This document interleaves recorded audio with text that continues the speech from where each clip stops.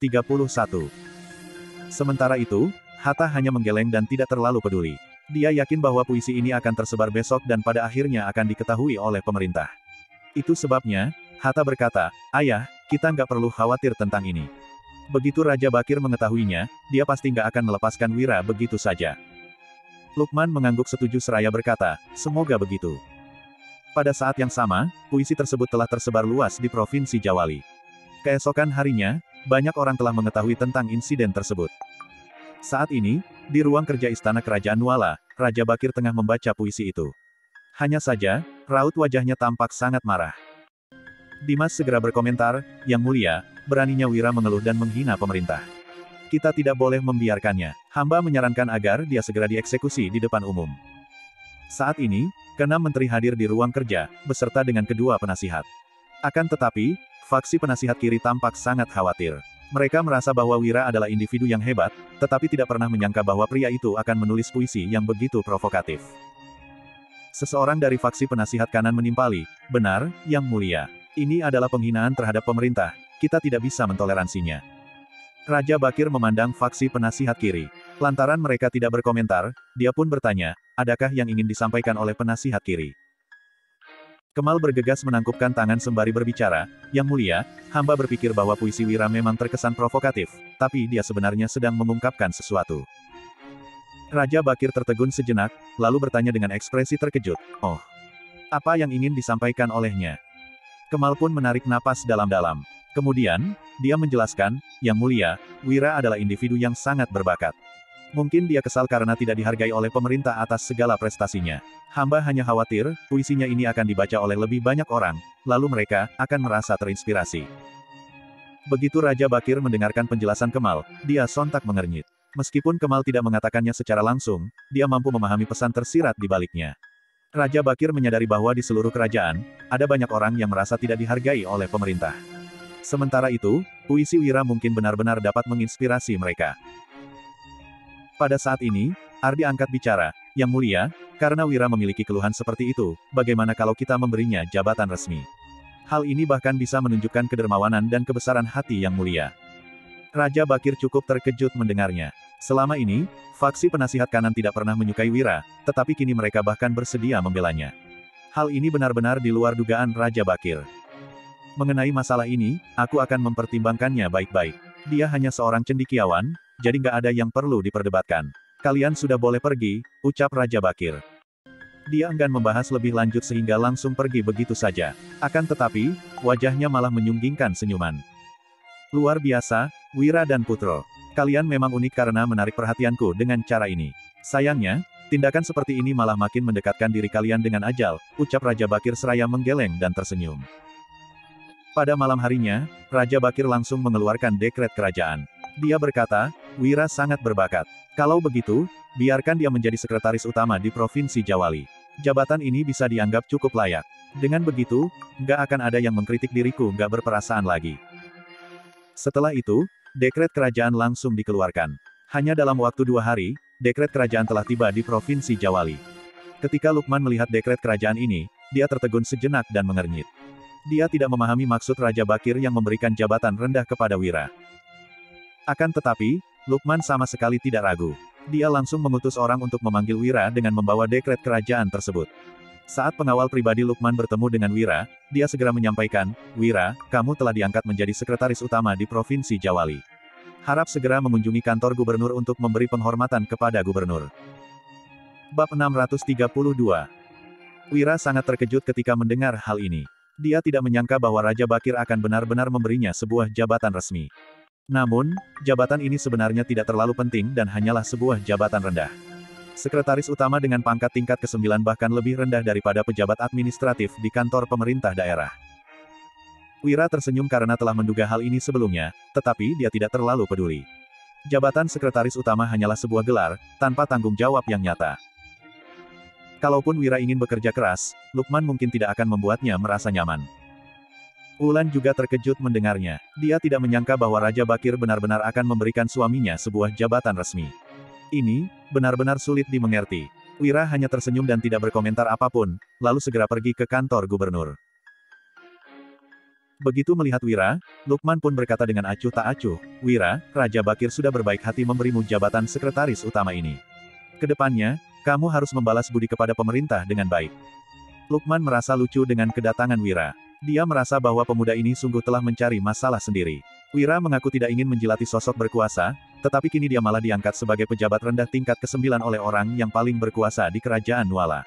Ini jelas adalah sebuah bentuk penghinaan. Wira sendiri juga tersenyum. Dia langsung menangkupkan tangan sembari berkata, "Tuan Lukman, jangan mengolok-olokku lagi. Kamu pasti memahami maksud Raja Bakir. Jabatan sekretaris utama ini hanyalah sebuah jabatan, nggak ada bedanya baik aku menjabat atau enggak. Apalagi, kamu tahu jelas bahwa aku nggak tertarik untuk menjadi pejabat, jadi jangan harap aku akan melakukan banyak hal." Wira mengungkapkan pendapatnya seraya tersenyum. Sementara itu, Lukman juga tersenyum sembari menanggapi, "Kamu cukup tahu diri. Baguslah. Meskipun kamu ingin memenuhi tanggung jawabmu dengan baik, aku juga nggak akan membiarkanmu melakukannya dengan baik." Jabatan sekretaris utama memang rendah, tetapi masih memiliki kendali atas dokumen tertentu. Apabila Wira menemukan sesuatu, itu malah akan menjadi masalah. Bagaimanapun, Lukman telah melakukan banyak hal yang tidak boleh diketahui oleh pemerintah. Jika tidak, posisinya juga akan terancam. Kemudian, Wira bertanya, "Baguslah, Tuan Lukman. Aku nggak tertarik dengan jabatan ini dan kamu juga nggak bisa percaya padaku. Jadi kita bisa berpura-pura nggak tahu saja. Mengenai gajiku, aku akan menyumbangkan itu sepenuhnya ke kantor gubernur. Bagaimana menurutmu?" Ketika Wira mengusulkan ini, Lukman sontak memicingkan matanya. Dia mulai memahami apa yang dimaksud oleh pemuda ini. Mungkinkah Wira melakukan begitu banyak hal untuk memanfaatkan identitasnya ini? Apakah Wira ingin mencapai kesepakatan tertentu dengan dirinya? Dokumen-dokumen yang terkait dengan Lukman memang tidak boleh diserahkan kepadanya, tetapi Raja Bakir yang mengangkat Wira sebagai sekretaris utama. Lukman tidak mempunyai pilihan lain selain mematuhinya. Apabila Wira benar-benar ingin melakukan sesuatu, Lukman akan terpaksa menyerahkan dokumen-dokumen tersebut. Namun, dekret kerajaan ini datang begitu tiba-tiba. Lukman bahkan tidak memiliki waktu untuk melakukan persiapan. Kalaupun ingin menghilangkan beberapa bukti, Lukman juga tidak mempunyai waktu untuk melakukannya.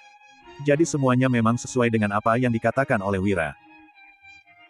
Lukman menarik napas dalam-dalam, lalu berkata dengan terkejut, "Wira, apakah kamu sudah merencanakan ini sejak awal agar bisa mencapai kesepakatan denganku?"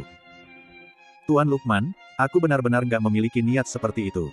Aku hanya merasa bahwa ini adalah yang terbaik bagi kita berdua. Selain itu, apa yang kukatakan memang benar.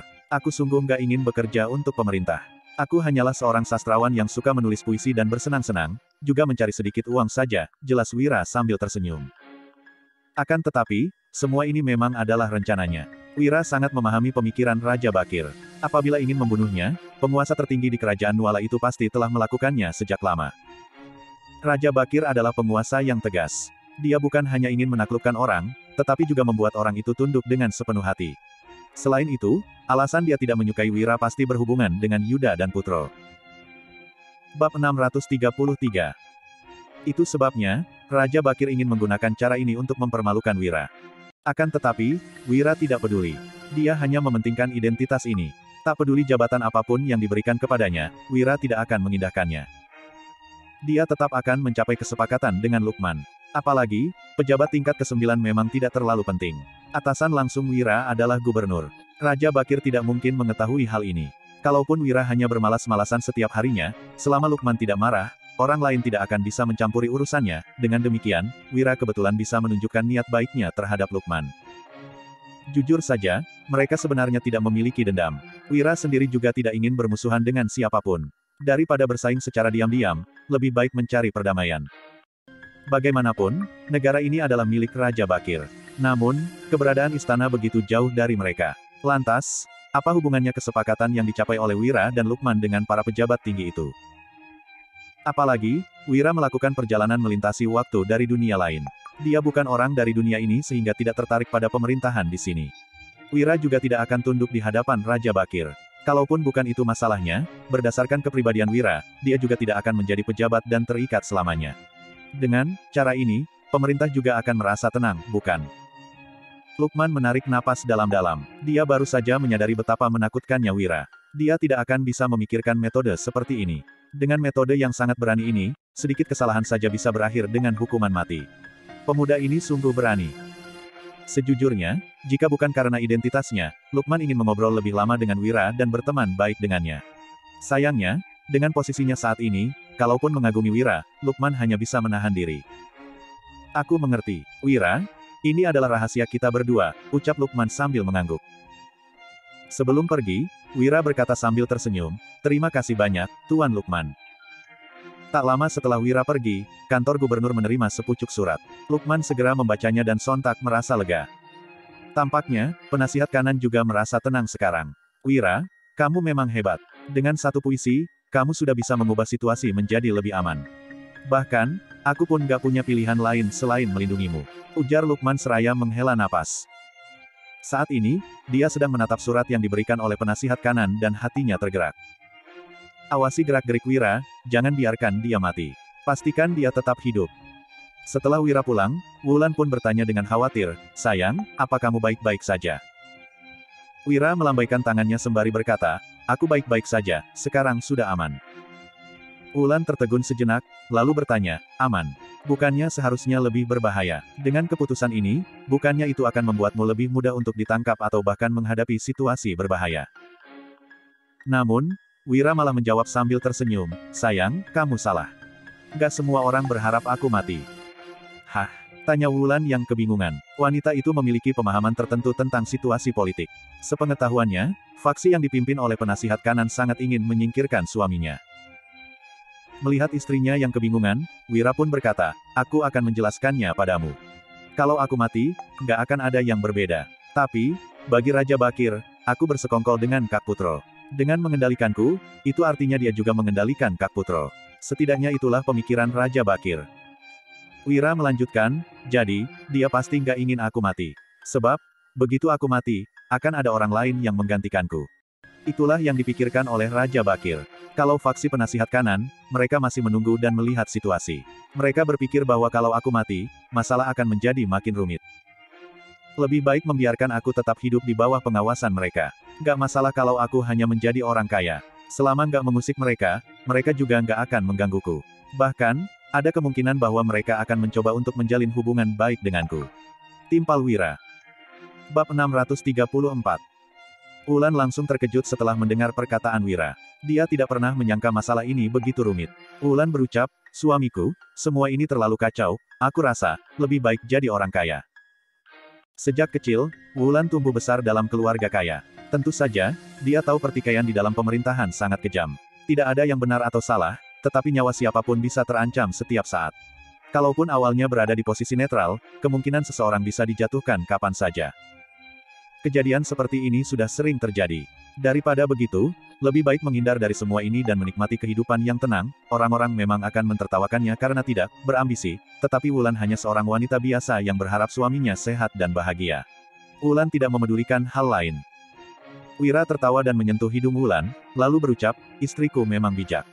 Terkadang, kekuasaan bisa membuat seseorang menjadi hebat, tapi juga celaka. Daripada hidup dalam kekhawatiran, lebih baik hidup santai. Sahut Wulan seraya mengangguk. Masalah Wira di kompetisi puisi Nasaka sudah diketahui semua orang. Hanya saja, setelah masalah ini menjadi heboh, tidak ada hal lain yang terjadi lagi. Situasi ini benar-benar mengherankan. Namun, Wira tidak peduli dengan masalah ini. Dia membawa uang kertas dan pergi toko uang tiaga di Provinsi Jawali. Wira merasa tidak tenang membawa uang yang begitu banyak. Jadi, dia sudah ingin menukar semua uang kertas ini menjadi uang emas, lalu membawanya pulang ke Dusun Darmadi. Wira agak terkejut saat mendatangi toko uang tiaga. Tempat ini benar-benar berkelas. Bahkan, bisa dikatakan toko uang ini lebih megah daripada gubernur. Wira diadang oleh pengawal di depan pintu. Kami datang untuk menukar uang kertas, ujar Danu dengan sopan. Pengawal itu tersenyum dan bertanya, berapa banyak uang kertas yang mau ditukar? Danu segera menjawab, puluhan miliar gabak. Pengawal tersebut tercengang begitu mendengar jawaban Danu, lalu menyahut, baik tuan, kamu pasti tamu istimewa di toko uang tiaga karena mau menukar begitu banyak uang emas. Silakan masuk. Pengawal itu tidak berani berkomentar lagi, lalu segera membawa mereka memasuki toko uang tiaga. Mereka langsung berjalan masuk ke sebuah ruang privat di lantai 2. Pengawal itu berucap, tuan, mohon tunggu sebentar. Aku harus memanggil pengurus toko uang kami untuk menukar uang emas sebanyak itu. Selesai bicara, pengawal menyuruh pelayan menyeduh teh untuk Wira dan Danu. Setelah itu, pengawal baru pergi. Kemudian, Danu berkata, Kak Wira, toko uang tiaga memang kaya. Tempat ini bahkan lebih megah daripada kantor gubernur. Wira juga mengangguk dan menimpali, ini baru orang kaya yang sebenarnya. Kelak, kita juga bisa membuka toko uang. Toko uang ini seperti bank. Hanya saja, bank menukar uangmu menjadi angka dalam rekening, sedangkan toko uang menukarnya menjadi uang kertas. Jadi, sebenarnya sama saja. Namun, Wira merasa bank lebih bisa dipercaya daripada toko uang ini. Jika toko uang bangkrut, uang kertas ini akan menjadi tidak bernilai. Itulah sebabnya, Wira ingin segera menukarkan uang kertas ini menjadi uang emas. Setelah Wira dan Danu menunggu selama 30 menit, seorang pria bergegas masuk dan berujar, "Wira, kita bertemu lagi." Irsyad berjalan masuk, lalu memberi hormat kepada Wira dari jauh. Wira tertegun sejenak, tetapi juga memberi hormat dan menyapa, "Irsyad." Pria ini memborong 18 gelas kristal yang dijual Wira. Bab 635.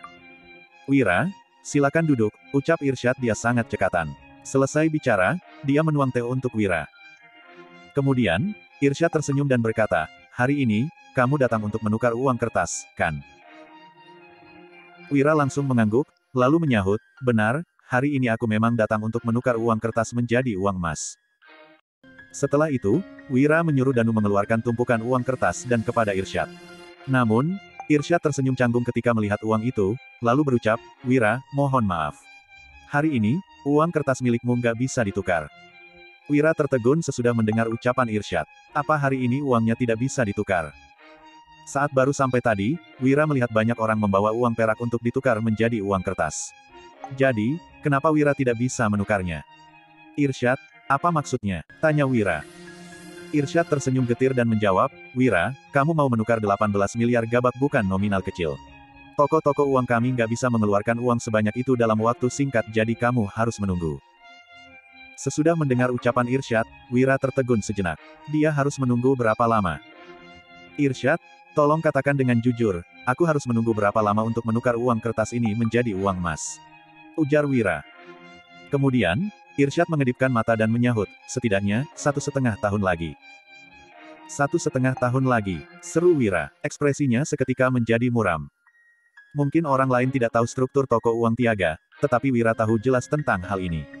Dia memang tidak tahu seberapa banyak uang yang dimiliki toko uang Tiaga.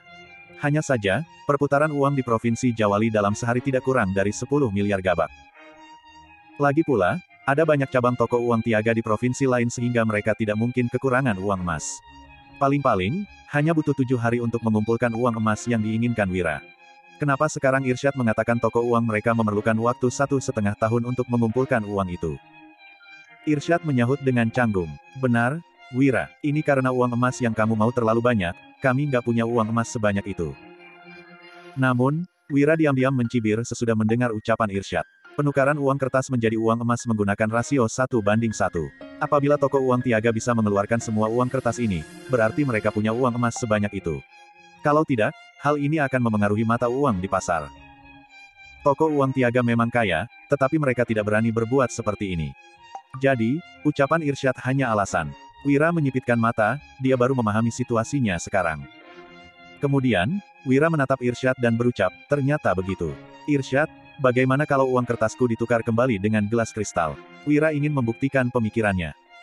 Irsyad langsung tersenyum dan menjelaskan begitu mendengar perkataan Wira, "Wira, sepertinya ini juga nggak bisa. Setelah dikumpulkan, gelas-gelas kristal itu akan dikirim ke berbagai tempat dan akan dilelang. Hanya saja, belum bisa dipastikan kapan uang emas akan diterima. Mohon maaf." Wira mengangguk dan tidak berkata apa-apa lagi. Dia memandang Irsyad dengan dingin, lalu berbalik dan pergi. Ekspresi Danu juga tampak masam. Tentu saja, dia juga tahu bahwa ini alasan Irsyad saja. Sudah jelas mereka sengaja berbuat seperti ini. "Wira, hati-hati di jalan. Kapan-kapan datang, bertamu lagi ke toko uang Tiaga," ujar Irsyad sambil memberi hormat. Dia diam-diam tersenyum sinis. Tiba-tiba, seorang pria parubaya berpakaian mewah berjalan dari belakang Irsyad. Pria itu berkata, "Itu Wira." "Iya. Hehe, semua orang memujinya terlalu berlebihan. Sepertinya, dia juga orang yang nggak berguna." Bab 636. Irsyad tersenyum begitu mendengar perkataan pria itu, lalu berkata, "Hehe, semua orang bilang Wira sulit dihadapi. Kelihatannya, dia juga nggak begitu hebat. Ayah, tapi kita harus tetap berhati-hati terhadap orang ini." Orang yang datang adalah pengurus toko uang Tiaga di Provinsi Jawali, Darsono. Toko uang Tiaga memang diurus oleh beberapa keluarga terhormat, tetapi toko uang di setiap provinsi dipimpin oleh seorang pengurus. Semua kekayaan pengurus juga berada di toko uang ini. Dari keluarga terhormat sampai orang kaya, bisa dikatakan lebih dari setengah kekayaan orang-orang di kerajaan Nuala dikelola oleh beberapa pengurus ini. Darsono berucap, rakyat nggak akan menang melawan pejabat dan orang miskin nggak akan berselisih dengan orang kaya. Wira bahkan nggak tahu prinsip ini. Benar-benar sebuah keajaiban Wira bisa hidup sampai sekarang. Tapi, setelah menyinggung keluarga terhormat, hidup Wira pasti nggak akan lama lagi. Darsono mencibir, lalu berkata dengan datar, kali ini, dia sudah dijebak oleh kita. Dia pasti nggak bisa terima uang kertas miliknya nggak bisa ditukar menjadi uang emas. Kita lihat dia punya cara apa lagi. Wira memang hebat, tetapi dia tidak apa-apanya bagi pengurus-pengurus berkuasa seperti mereka. Terkadang mereka hanya tidak ingin terlalu ikut campur. Meskipun Wira sering digunjingkan di pemerintahan, para pengurus ini juga tidak peduli. Yang penting hal ini tidak memengaruhi mereka. Namun, Wira sangat pintar. Baik pedang Treksa atau gelas kristal kali ini, keduanya membuat para pengurus ini takjub. Jadi, tindakan Wira harus dihentikan. Banyak orang akan dirugikan kalau Wira dibiarkan terus berkembang. Lagi pula, pemerintah juga tidak melindungi Wira. Jadi, siapa yang memedulikan nasib orang seperti ini? Setelah meninggalkan toko uang Tiaga, raut wajah Wira menjadi masam. Sementara itu, Danu berujar, Kak Wira, ternyata mereka menjebak kita. Wira mengangguk dan menarik napas dalam-dalam. Dia tidak menyangka mereka akan menjebaknya. Irsyad berpura-pura membeli gelas kristal untuk memberi Wira uang kertas. Sebenarnya, dia ingin menjebak Wira gelas kristal. Wira bisa memproduksi gelas kristal sebanyak apapun yang dia mau sehingga dia tidak memedulikan hal ini. Namun, Wira tidak bisa menerima kenyataan dirinya dijebak seperti ini. Jika orang-orang ini ingin melawannya, Wira juga tidak akan berdiam diri saja. Dia akan membalas perbuatan mereka. Kak Wira, bagaimana kalau kita bawa uang kertas ini untuk ditukar di toko uang lain? Tanya Danu. Akan tetapi, Wira menggeleng, lalu menarik napas dalam-dalam dan menjawab, di Provinsi Jawali, mereka saja nggak mengizinkan kita menukar uang kertas menjadi uang emas, apa toko uang lain bersedia? Kak Wira, menurutmu, mereka bekerja sama? Ucap Danu yang terkejut. Ekspresinya sangat masam. Wira mengangguk dan mencibir, lalu merenung sejenak kemudian, dia baru menyahut, coba cari produk tambang di sekitar Provinsi Jawali dan lihat apakah ada niter atau enggak. Kalau nggak ada, kamu bawa saja sebongkah batu. Biar aku lihat dulu. Danu tertegun sesaat setelah mendengar ucapan Wira. Dia tidak terlalu memahami maksud Wira. Namun, Wira juga tidak menjelaskan lagi. Wira melanjutkan perkataannya, oh, iya. Selain itu, kamu buat beberapa wadah keramik yang agak besar. Makin besar, makin bagus, setidaknya, buat puluhan buah. Danu makin tidak mengerti dengan rencana Wira meskipun kebingungan, Danu segera menyuruh orang untuk mengurusnya. Tak lama kemudian, Danu pun kembali. Dia membawa pulang setumpuk batu. Setelah memilih dengan cermat, Wira baru melihat sebongkah batu berwarna putih. Dia segera mengambilnya dan berujar, ini batu yang aku cari. Apa nama batu ini? Danu menjawab tanpa ragu-ragu, batu ini namanya niter. Kak Wira, kamu mau memakai batu ini untuk membuat apa? Wira tersenyum, lalu menimpali, bukannya mereka nggak mau memberi kita 18 miliar uang emas.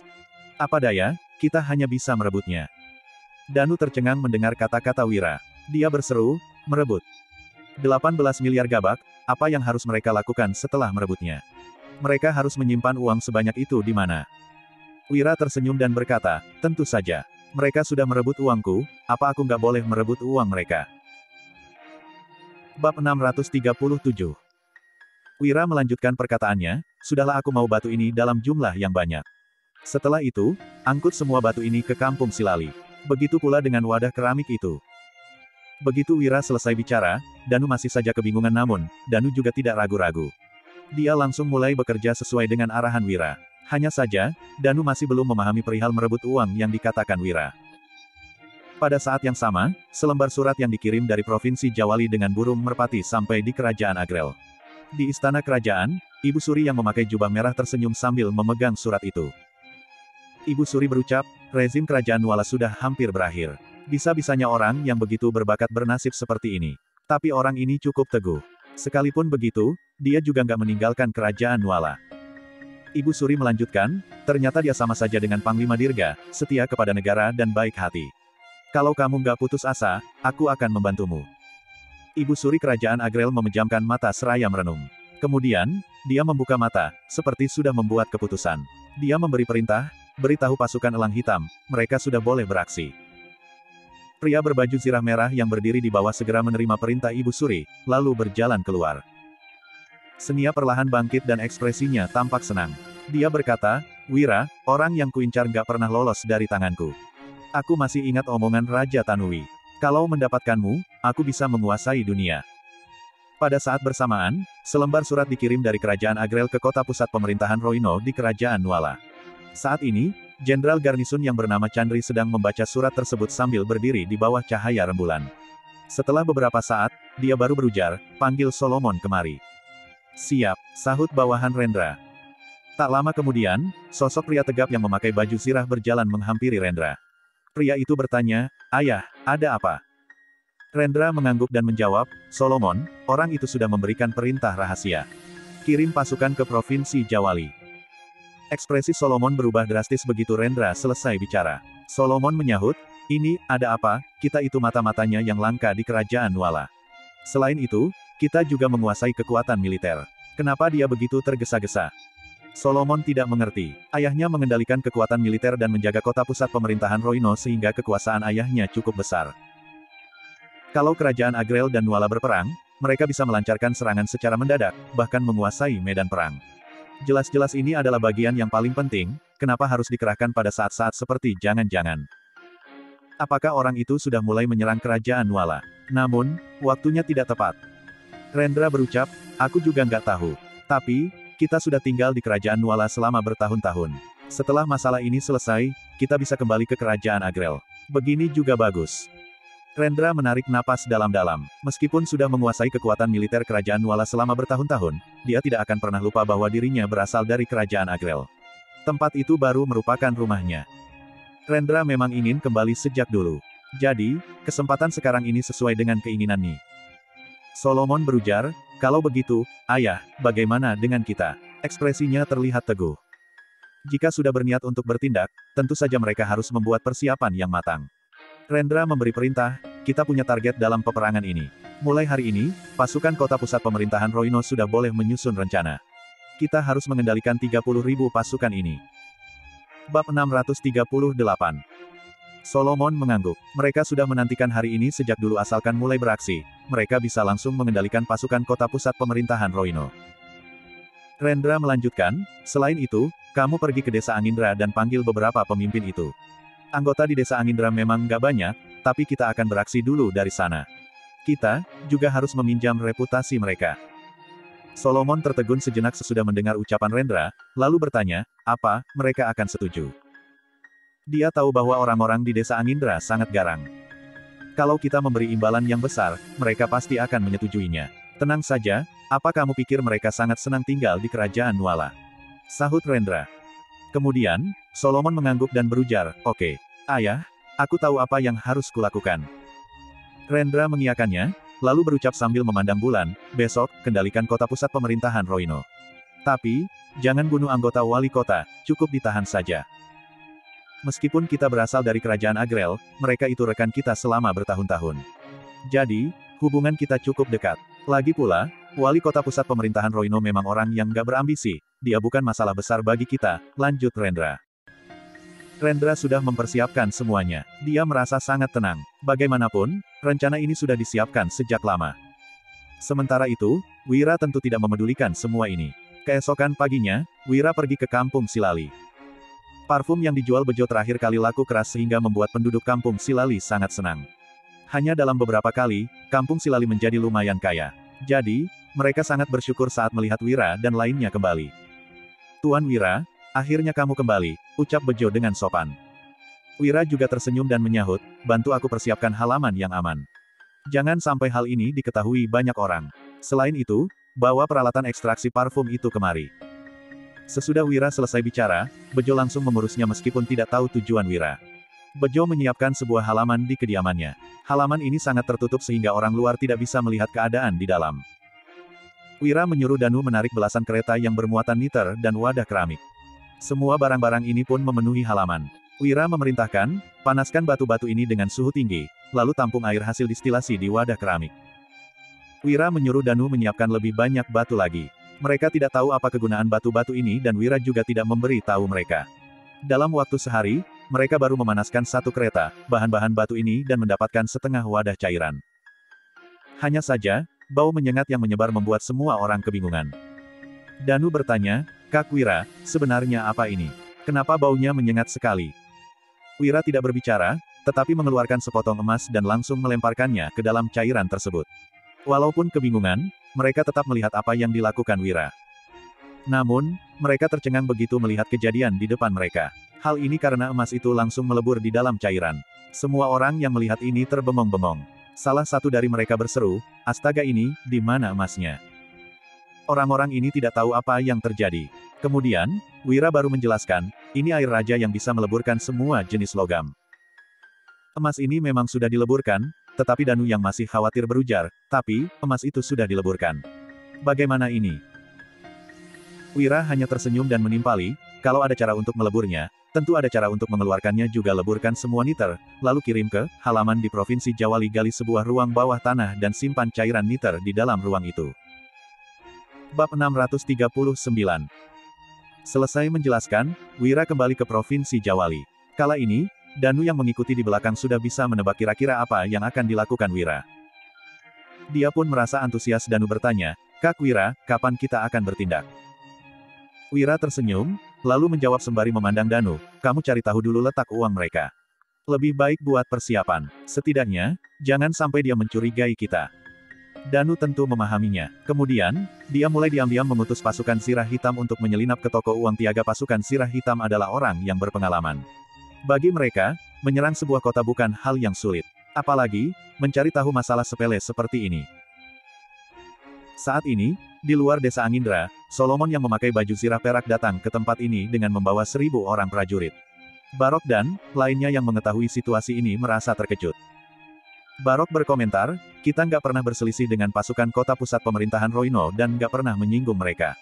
Kenapa hari ini mereka datang ke sini? Haidar juga menjadi gugup, malah Kamaludin yang sama sekali tidak peduli. Kamaludin menimpali, kalau begitu, kita habisi saja mereka. Aku nggak takut. Haidar menjelaskan, pasukan kota pusat pemerintahan Roino sebanyak 30.000 orang. Meskipun yang datang hanya 1000 orang, kita pasti akan dimusnahkan kalau bertarung dengan mereka. Selain itu, Solomon yang datang, dia anaknya Jenderal Garnison. Sekalipun ingin memusnahkan kita, mereka juga nggak akan membawa 1000 prajurit dan menyuruh anaknya datang sendiri. Haidar menarik napas dalam-dalam, Barok juga sependapat dengan Haidar. Kemudian, Haidar berseru, ayo, kita pergi lihat. Setelah itu, Haidar, Barok, dan Kamaludin keluar dari desa Angindra dan melihat Solomon yang memakai baju zirah. Barok bertanya, Tuan Solomon, ada apa kamu datang kemari? Mereka bertiga bersikap sopan. Solomon yang melihatnya mencibir dan menjawab, hari ini, aku datang untuk memberitahu kalian bahwa kota pusat pemerintahan Roino nggak menerima keberadaan desa Angindra, jadi kalian harus mati. Raut wajah Barok, Haidar, dan Kamaludin berubah drastis begitu mereka mendengar ucapan Solomon. Kamaludin mencibir dan hendak mengangkat kapak di tangannya. Dia ingin bertarung dengan pasukan Solomon. Namun, Haidar segera menarik Kamaludin, lalu berkata setelah merenung sejenak, Tuan Solomon, sepertinya ada salah paham di antara kita, jangan bercanda. Hari ini, Tuan Solomon datang bukan untuk membunuh kami. Kalau enggak, Tuan Solomon pasti sudah bertindak dari tadi. Untuk apa menunggu sampai sekarang? Haidar melanjutkan, aku tahu Tuan Solomon pasti mau menyampaikan urusan penting. Kami memang bandit, tapi nggak pernah bertindak sembarangan. Kalau boleh, kami tentu bersedia membantu Tuan Solomon. Harus diakui, Haidar memang sangat bijak. Solomon yang merasa puas pun tertawa terbahak-bahak. Dia suka berhubungan dengan orang pintar karena menghemat waktu dan tenaganya. Sementara itu, di desa Angindra ada orang pintar. Aku salut dengan desa Angindra. Benar, hari ini aku datang untuk membicarakan masalah penting. Aku datang sendiri untuk menunjukkan ketulusanku, kata Solomon sambil turun dari kuda. Kemudian, dia perlahan menghampiri Haidar dan lainnya. Mendengar perkataan ini, Haidar, Barok, dan Kamaludin merasa lega. Jika benar-benar bertarung, orang-orang desa Angindra pasti akan kalah telak. Pasukan kota pusat pemerintahan Roino memang tidak terlalu hebat, tetapi pasukan mereka terdiri dari 30.000 orang. Jadi, membunuh anggota desa Angindra bukan hal yang sulit. Hanya saja, Haidar dan lainnya tetap merasa khawatir dengan tujuan kedatangan Solomon. Namun, mereka tidak berani berkomentar lagi. Haidar segera berujar dengan sopan, Tuan Solomon, silakan masuk. Solomon juga tidak takut. Bagaimanapun, ada orang pintar di desa Angindra. Mereka tidak akan begitu bodoh sampai-sampai melawan Solomon. Lagi pula, anggota desa Angindra yang sedikit ini bukan lawan Solomon. Bab 640. Hari ini, Solomon melakukan transaksi dengan beberapa orang di desa Angindra. Entah apa yang mereka bicarakan. Namun, setelah Solomon pergi, Haidar, Barok, dan Kamaluddin merasa sangat senang. Gak disangka, hari kebebasan akan segera tiba. Mereka bertiga tampak sangat bersemangat. Apa yang harus kita lakukan? Tanya Kamaluddin dengan tergesa-gesa. Sepertinya dia sudah tidak sabar. Lakukan saja sesuai perintah Tuan Solomon. Tidak ada seorang pun yang tahu apa yang terjadi di kota pusat pemerintahan Roino. Namun saat ini, 30.000 prajurit ditaklukkan oleh Rendra. Kabupaten di kota pusat pemerintahan Roino juga berada di bawah kendalinya. Kantor wali kota langsung dikepung. Nando Batari sedang duduk di halaman belakang. Dia sedang dijaga ketat oleh pasukan militer. Dia menatap Rendra dengan ekspresi terkejut dan tidak percaya. Rendra, kamu. Nando adalah seorang pria yang haus akan kesenangan. Dia tinggal dengan nyaman di kota pusat pemerintahan Roino. Dia awalnya mengira bahwa Rendra sama seperti dirinya. Namun hari ini, tiba-tiba dirinya dikepung oleh pasukan militer. Hal ini membuat Nando bertanya-tanya. Hatinya dipenuhi oleh perasaan takut. Bagaimanapun juga, dia takut Rendra akan membunuhnya. Nando, kita berdua sudah menjadi rekan selama bertahun-tahun. Kita sudah bisa dianggap teman baik. Jangan khawatir, aku gak akan membunuhmu. Kamu bisa hidup dengan damai untuk sementara waktu. Aku akan memastikan nyawamu gak dalam bahaya, ujar Rendra sambil tersenyum. Mudah sekali untuk membunuh Nando, tetapi Rendra tidak mau melakukannya. Sementara itu, Nando menatap Rendra dengan dalam, lalu menangkupkan kedua tangannya sambil berkata, "Terima kasih, Saudara Rendra. Tapi, aku sangat khawatir denganmu karena melakukan pemberontakan." Nando agak khawatir. Jika bisa, dia tentu saja ingin menghalangi Rendra memberontak melawan pemerintahan. Saat ini, dia sama sekali tidak tahu bahwa orang yang ada di hadapannya ini berasal dari kerajaan Agrel. Rendra hanya berkata dengan pelan, "Wilayah yang paling dekat dari sini adalah Provinsi Jawali. Gubernur Jawali hanya memiliki 10.000 prajurit, sama sekali bukan tandinganku. Tujuanku bukan untuk memberontak melawan pemerintahan, melainkan untuk merebut Provinsi Jawali." Mendengar ini, Nando terlihat bingung. Dia tentu tidak mengerti apa yang sedang terjadi. Bahkan, Rendra sendiri juga tidak tahu kenapa dirinya melakukan ini. Jumlah prajurit di Provinsi Jawali memang lebih sedikit, tapi begitu kabar ini tersebar, pemerintahan pasti akan mengirimkan pasukan dalam jumlah besar. Bagaimana kamu bisa menyelamatkan diri nanti? Ucap Nando dengan tergesa-gesa. Rendra tersenyum sejenak, lalu menggelengkan kepalanya sambil menimpali. Tenang saja, aku bisa mengatasinya. Mari, Saudara Nando, kita sudah lama nggak bermain catur, jarang sekali kita bisa bersenang-senang hari ini. Silakan. Selesai berbicara, Rendra duduk di sebelah dengan ekspresi tenang sehingga Nando tidak bisa menyadari niatnya. Di sisi lain, satu persatu perintah telah dikeluarkan dari kota pusat pemerintahan Roino. Sementara itu, seluruh rakyat desa Angindra telah berkumpul dan mulai terjadi kerusuhan. Dalam waktu 3 hari, seluruh rakyat desa Angindra tiba di luar Provinsi Jawali. Mereka bukan menyerang Provinsi Jawali, melainkan menjarah desa dan kabupaten yang ada di sekitar. Masalah ini tentu saja telah diketahui oleh Lukman. Bajingan, beraninya sekelompok bandit dari desa Angindra menjarah Provinsi Jawali. Segera siapkan pasukan pemusnahan dan eksekusi semua bandit ini di tempat. Lukman berteriak dengan marah. Bertahun-tahun memimpin Provinsi Jawali, dia tidak pernah berhadapan dengan masalah seperti ini. Dia tentu saja tidak menerima wilayah kekuasaannya diganggu oleh para bandit ini. Provinsi Jawali segera membentuk pasukan berjumlah 3.000 prajurit untuk menyingkirkan para bandit. Di sisi lain, berita ini juga sampai ke telinga Wira. Apa katamu? Rakyat desa Angindra mulai menjarah seluruh desa dan kabupaten sekitar Provinsi Jawali. Tanya Wira. Bab 641. Wira sontak tercengang saat mendengar berita ini. Benar, aku juga heran. Rakyat desa Angindra juga nggak bodoh. Kenapa mereka harus berbuat seperti ini? Tanya Danu dengan ekspresi bingung. Desa Angindra sepertinya sudah bosan hidup. Desa Angindra selalu hidup dengan aman selama bertahun-tahun. Mereka bisa memiliki pijakan yang kuat karena selalu berwaspada. Mereka juga tidak pernah bertengkar dengan pemerintah dan selalu bersikap baik dengan gubernur setempat. Namun, mereka memberontak sampai datang ke Provinsi Jawali untuk melakukan penjarahan. Bukankah ini jelas-jelas merupakan pemberontakan terhadap pemerintahan? Terlepas dari jumlah pasukan Provinsi Jawali, sekalipun menjarah semua harta rakyat Provinsi Jawali, mereka akan mati dan tidak bisa menikmati hartanya. Jika mengetahui hal ini, pemerintahan langsung mengirim pasukan dalam jumlah yang besar untuk melenyapkan seluruh penduduk desa Angindra dalam sekejap. Ya, masalah ini nggak masuk akal. Mereka nggak melawan pemerintahan tentang masalah Raja Fazana waktu itu. Mereka juga nggak mengatakan apapun saat aku membunuh Fawas. Sekarang, kenapa mereka berubah pikiran? Tanya Wira dengan bingung. Akan tetapi, dia tahu bahwa Barok dan lainnya sama sekali bukan orang bodoh. Paman Wira, apa mungkin mereka dipaksa? Tanya Pramana. Fabrian menimpali, jangan-jangan mereka memberontak. Wira menarik napas dalam-dalam. Hal ini ada kemungkinan seperti yang mereka berdua katakan. Namun, pejabat setinggi apa yang bisa memengaruhi beberapa orang desa Angindra setuju untuk memberontak? Hal benar-benar agak aneh, gumam Wira. Dia seketika tidak bisa memahaminya. Saat ini, Mandra berkata, Kak Wira, bagaimana kalau aku menyelidiki masalah ini? Mandra cukup dekat dengan beberapa orang di desa Angindra. Oleh sebab itu, begitu dia mengatakan ini, Wira langsung mengangguk. Hal ini terlalu membingungkan, jadi tentu saja harus diselidiki hingga jelas. Tidak lama kemudian, Wira tersenyum sambil berkata dengan pelan, tapi, hal ini juga memberi kita kesempatan. Hah? Kesempatan apa? Tanya Danu dan lainnya dengan heran. Merampok, sahut Wira sembari tersenyum menyeringai semua orang sontak tercengang dan langsung paham. Paman Wira, kamu sangat luar biasa. Bisa-bisanya Paman punya pikiran untuk merampok. Kak Wira, katakan apa yang harus kita lakukan. Mereka sangat bersemangat saat mendengar akan merampok toko uang Tiaga. Wira juga tidak bertele-tele, dia langsung mulai membuat rencana. Malam akhirnya tiba, mereka sedang berkumpul di halaman dan dibagi menjadi 3 pasukan. Pasukan pertama dipimpin oleh Danu. Anggotanya adalah sekelompok veteran pasukan Sirah Hitam dengan keterampilan yang luar biasa. Totalnya ada belasan orang. Pasukan kedua dipimpin oleh Mandra, anggotanya juga merupakan veteran dan memiliki keterampilan yang tidak kalah kuat. Pasukan ketiga dipimpin oleh Pramana dan Fabrian, mereka berpakaian seperti anak keluarga kaya. Ada yang memegang uang perak dan ada yang memegang uang kertas. Totalnya ada 30-an orang.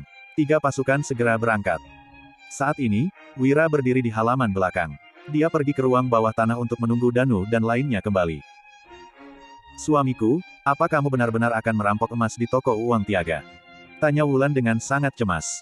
Dia agak gugup saat berdiri di belakang Wira. Bagaimanapun juga, jumlah yang akan dirampok adalah 18 miliar gabak.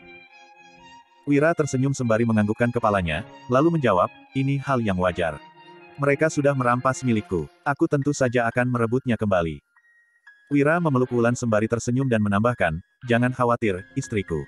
Semuanya akan baik-baik saja. Wulan merasa sangat gugup sekarang. Di sisi lain, rencana Wira telah dilaksanakan. Bab 642. Saat ini, Danu dan lainnya sudah tiba di toko uang Tiaga. Meskipun sudah malam, masih ada banyak orang yang menukarkan uang di sini. Sementara itu, Pramana, Fabrian, dan lainnya masuk satu persatu menuju ke gerai yang berbeda. Mereka mengeluarkan uang kertas untuk mulai menukar. Tuan, mohon tunggu sebentar.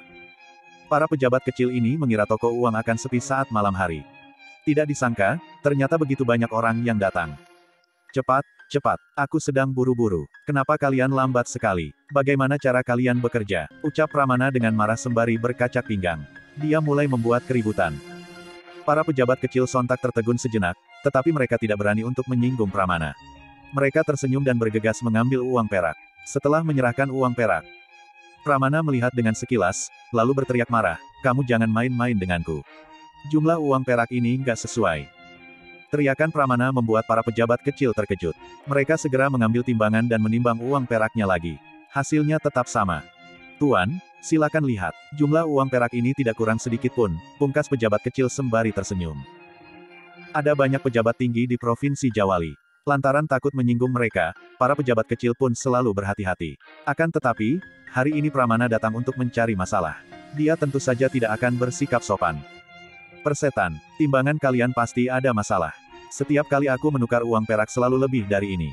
Di mana bos kalian? Cepat panggil bos kalian, teriak Pramana. Sementara itu, yang lainnya juga ikut mencari kesalahan mereka. Alhasil, suasana di toko uang Tiaga seketika kacau. 2 pasukan memanfaatkan kesempatan ini untuk menyelinap masuk. Begitu mengetahui hal ini, Irsyad tampak muram. Dia bertanya, maksudmu ada yang sengaja membuat keributan? Ketika mendengar laporan dari bawahannya, Irsyad sontak mengernyit dan mendengus dingin. Beraninya orang itu datang membuat keributan di toko uang Tiaga. Ayo, kita pergi ke sana, teriak Irsyad dengan marah. Dia mengajak bawahannya pergi ke toko uang. Dari kejauhan, terdengar seseorang berteriak dengan marah. Apa latar belakang orang ini? Tanya Irsyad. Dia bukan orang bodoh, sebaliknya sangat cerdas. Dia tentu harus mencari tahu latar belakang orang yang membuat keributan terlebih dulu sebelum menunjukkan diri. Orang ini, sepertinya anggota Wira. Ada orang yang pernah melihatnya masuk ke kediaman Wira. Mendengar ini, Irsyad sontak berkata sambil mencibir, ternyata anggota Wira yang sedari tadi membuat masalah. Segera kumpulkan pasukan, aku ingin lihat apa yang bisa mereka lakukan. Kalau mereka masih membuat keributan, kalian hajar saja. Jika yang membuat keributan adalah orang lain, Irsyad mungkin akan lebih waspada. Lantaran pembuat onar adalah Wira, orang yang memang ingin dia hadapi, Irsyad tentu saja tidak akan berbelas kasihan padanya. Bawahan itu seketika memanggil preman ke toko uang Tiaga. Totalnya ada 40-50 orang. Mereka masuk bersama Irsyad. Lucu sekali, toko uang Tiaga sungguh konyol. Apa uang kertas ini milik kalian? Kalau salah satu sudutnya sobek, apa kalian nggak mau menukarkannya? Jumlah ini nggak sesuai, apa kamu mau membodohiku? Sial, apa katamu? Beraninya kamu memakiku, aku akan mencambukmu. Bajingan, toko uang Tiaga ini entah tempat macam apa. Kalian hanya punya sedikit uang saja, apa yang bisa dibanggakan? Irsyad baru saja masuk. Begitu mendengar satu persatu makian mereka, dia mendengus dingin dan raut wajahnya menjadi muram. Hentikan, teriak Irsyad sembari melambaikan tangannya. Fabrian, Pramana, dan lainnya seketika tersenyum saat melihat kedatangan Irsyad. Kamu pasti Tuan Irsyad, apa kamu kemari untuk melihat kinerja pejabat kecilmu? Apa ini pelayanan yang diberikan toko uang Tiaga? Ucap Fabrian sambil mencibir. Ucapan ini membuat Irsyad merasa terhina. Bab 643. Kukira Wira ini pria terhormat, nggak kusangka dia akan menyuruh kalian datang mengacau.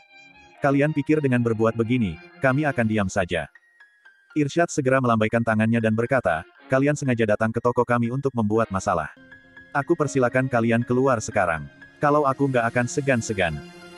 Mendengar ini, Fabrian terbahak, lalu berkata, Tuan Irsyad, kamu mau menyerangku. Bukannya sombong, tapi aku cukup terkenal loh.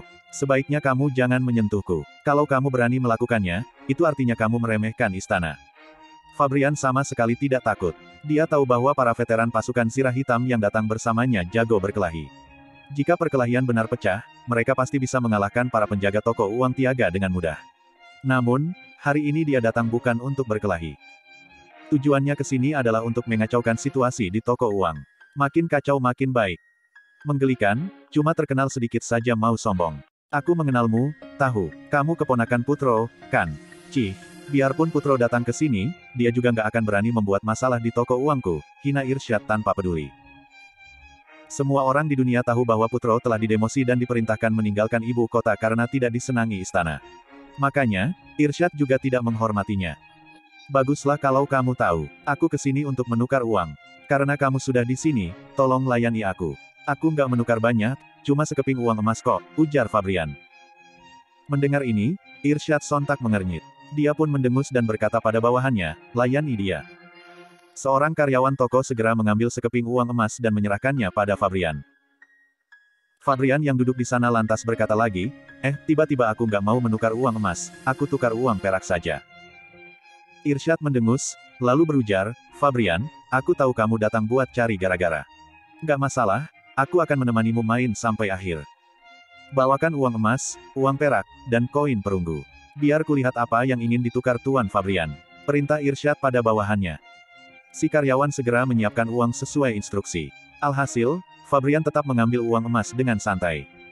Kemudian, Pramana juga berkata, aku juga mau tukar uang. Aku mau tukar 1132 koin perunggu. Mendengar itu, semua orang dari toko uang Tiaga langsung memasang tampang masam. Belum sempat mereka bereaksi, orang-orang lainnya juga ikut menimpali. Aku mau tukar 743 koin perunggu. Aku mau tukar 621 koin perunggu. Aku mau 3001 saja. Kalau aku mau 2343 koin perunggu. Mereka semua adalah orang-orang Wira. Saat mereka meminta untuk menukar uang dengan jumlah yang tidak bulat begini, Irsyad langsung naik darah. Haha, kalian benar-benar menarik. Dasar nggak tahu malu. Daripada aku bersikap kasar, lebih baik kalian segera keluar. Seru Irsyad. Namun, saat Irsyad hendak mengambil tindakan, seseorang tiba-tiba berteriak, gawat. Gawat, kebakaran. Irsyad sontak mengernyit, lalu buru-buru berlari keluar. Dia langsung mendapati gedung di kejauhan dilalap si jago merah. Brengsek, beraninya kalian membakar toko uang Tiaga. Umpat Irsyad sambil memandang Fabrian dengan geram. Fabrian justru berkata dengan panik, hah, Toko uang Tiaga kebakaran. Alamak, ini masalah besar. Cepat bantu padamkan api. Bab 644. Usai berkata begitu, Fabrian dan yang lainnya bergegas keluar, seolah-olah hendak membantu memadamkan api. Irsyad yang marah pun segera mengutus orang untuk memadamkan api. Namun, semuanya malah jadi kacau balau. Orang-orang toko uang Tiaga sendiri sudah mengambil air dengan kalang kabut. Ditambah lagi, Fabrian dan yang lainnya sengaja membuat kekacauan. Terkadang, sebelum mencapai gedung yang dilalap api, air saja sudah tumpah. Irsyad yang melihat situasi ini dari kejauhan langsung naik darah. Fabrian, kalian ngapain? Cepat pergi, aku nggak butuh bantuan kalian. Seru Irsyad. Fabrian, Pramana, dan yang lainnya tersenyum mendengarnya. Kenapa sungkan begitu? Hei, kenapa jalanmu ceroboh sekali? Kamu menumpahkan air lagi. Cepat ambil yang baru, kalau nggak, gedung ini bisa ludes terbakar. Ujar Fabrian. Irsyad geram sekali dengan situasi ini.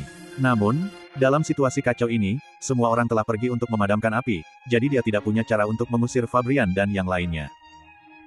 Pada saat itulah, Danu dan yang lainnya menyelinap masuk ke toko uang Tiaga dan langsung menghampiri brankas tempat uang disembunyikan.